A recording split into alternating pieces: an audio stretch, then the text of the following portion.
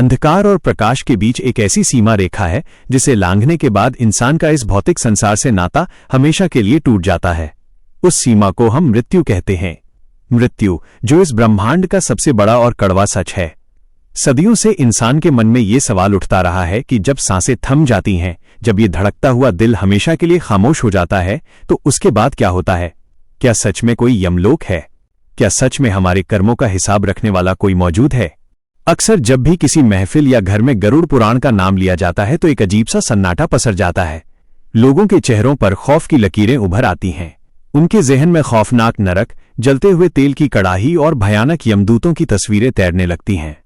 लेकिन क्या आपने कभी अपनी अंतरात्मा से पूछा है कि इस रहस्यमयी और अलौकिक ग्रंथ की शुरुआत आखिर कहां से हुई थी?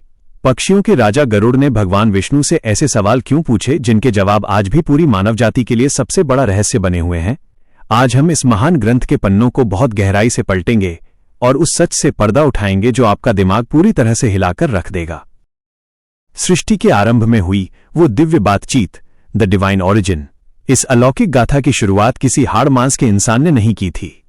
इसकी शुरुआत हुई थी क्षीर सागर की अनंत गहराइयों में, जहां सृष्टि के पालनहार साक्षात भगवान विष्णु शेषनाग की शैया पर विराजमान थे। उनके चरणों में ब्रह्मांड की सबसे बड़ी शक्तियां नतमस्तक रहती थीं। उसी समय भगवान विष्णु के परम भक्त और उनके दिव्य वाहन पक्षीराज गरुड़ के मन में पृथ्वी लोक के प्राणियों को देखकर अत्यंत करुणा और दया का भाव जागा। गरुड़ जी ने देखा कि मनुष्य इस खूबसूरत धरती पर जन्म लेता है, अज्ञानता के वश में आकर जिंदगी भर मायावी बंधनों में भागदौड़ करता है, जाने अनजाने कई पाप और पुण्य करता है और अंत में एक दिन काल के गाल में समा जाता है। मृत्यु के उस आखिरी क्षण में वो तड़पता है और रोता है और विलाप करता है। तब गरुड़ जी के मन में ब्रह्मांड के सबसे गूढ़ सवाल उठे।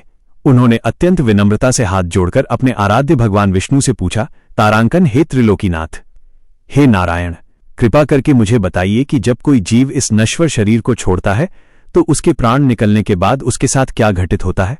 उसे यमलोक के दुर्गम रास्तों से कैसे ले जाया जाता है? यमराज के भयानक दूत पापियों को उनके कर्मों के हिसाब से कैसी कैसी यातनाएं देते हैं? और कोई जीवात्मा पुनः गर्भ के अंधकार में कैसे प्रवेश करती है?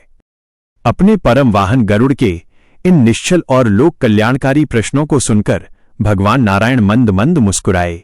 उन्होंने गरुड़ जी को सांत्वना दी और जो अत्यंत गोपनीय, रहस्यमयी और ज्ञानवर्धक उत्तर दिए, वही महान और दिव्य संवाद आज इस धरा पर गरुड़ पुराण के नाम से जाना जाता है।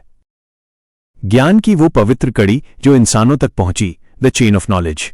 अब यहां पर सोचने वाली बात यह है कि भगवान और गरुड़ जी के बीच ब्रह्मांड के उस पार हुई ये सीक्रेट बातचीत हम जैसे साधारण इंसानों तक कैसे पहुंची?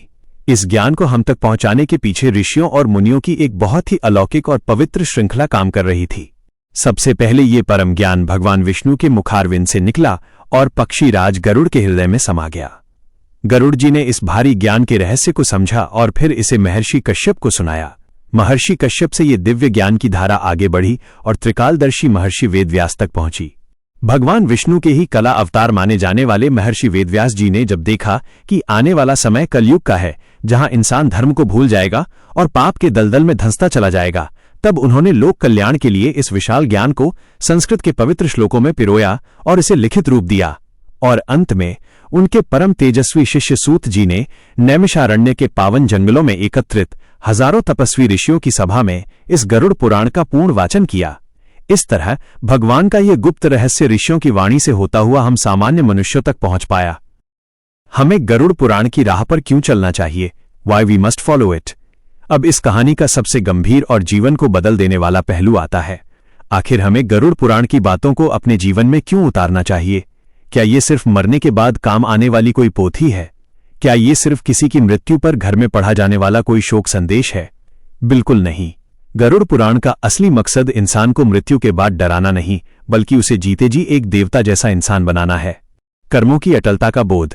आज का इंसान सोचता है कि बंद दरवाजों के पीछे समाज की नजरों से छुपकर किया गया पाप कोई नहीं देख रहा। वो सोचता है कि वो बच जाएगा, लेकिन गरुड़ पुराण चीख चीख कर कहता है कि इंसान के कर्म उसकी परछाई की तरह होते हैं जो कभी उसका साथ नहीं छोड़ते। ब्रह्मांड की हर एक ऊर्जा, सूर्य, चंद्रमा, अग्नि, पवन और यहां तक कि हमारी अपनी आत्मा भी हमारे हर छोटे बड़े कर्म की गवाह होती है। जब इंसान को यह एहसास हो जाता है कि कर्मों का फल उसे हर हाल में भोगना ही पड़ेगा, तो वो अपने आप ही पाप की अंधेरी गलियों से पैर पीछे खींच लेता है। जीवन जीने की संपूर्ण कला, गरुड़ पुराण के पूर्व खंड में सिर्फ धर्म की बातें नहीं हैं, बल्कि एक सफल और गरिमापूर्ण जीवन जीने के नियम बताए गए हैं। इसमें सुबह जागने से लेकर शुद्ध भोजन करने के तरीके, समाज में बड़ों और छोटों के साथ व्यवहार और सदाचार की वो बातें सिखाई गई हैं जो आज की मॉडर्न लाइफस्टाइल में लोग भूल चुके हैं। अद्भुत और प्राचीन विज्ञान।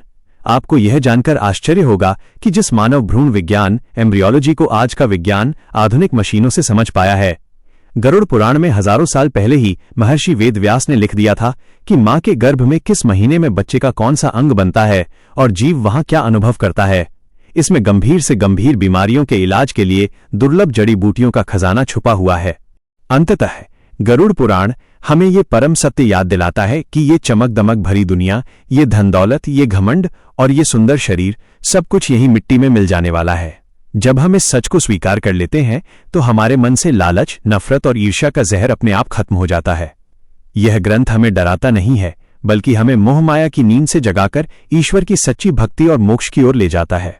इसीलिए एक बेहतर इंसान बनने के लिए हर किसी को गरुड़ पुराण की इन पवित्र बातों को अपने जीवन में जरूर उतारना चाहिए। आज के इस वीडियो में हमने जाना कि गरुड़ पुराण की शुरुआत कहां से हुई थी और ये अद्भुत ग्रंथ हमें क्या सिखाता है। लेकिन ये तो सिर्फ गरुड़ पुराण की शुरुआत यानी एक छोटा सा इंट्रो था। असली रोमांच और रहस्य तो अभी बाकी है। मरने के बाद इंसान की आत्मा के साथ पहले 24 घंटे में क्या होता है, यमदूत उसे कैसे भयानक रास्तों से घसीट कर ले जाते हैं और वो खौफनाक नरक कौन से हैं, ये सब देखने के लिए आप इसका पार्ट 1 जरूर देखिएगा। जी हां, गरुड़ पुराण की आगे की पूरी कहानी का जो पार्ट 1 है वो मैं पहले ही अपने चैनल पर डाल चुका हूं। अगर आपको ये इंट्रो वीडियो पसंद आया है तो इसे एक लाइक जरूर कर दीजिए और आगे के सभी धमाकेदार पार्ट्स देखने के लिए अभी हमारे चैनल राज BGS को सब्सक्राइब कर लीजिए।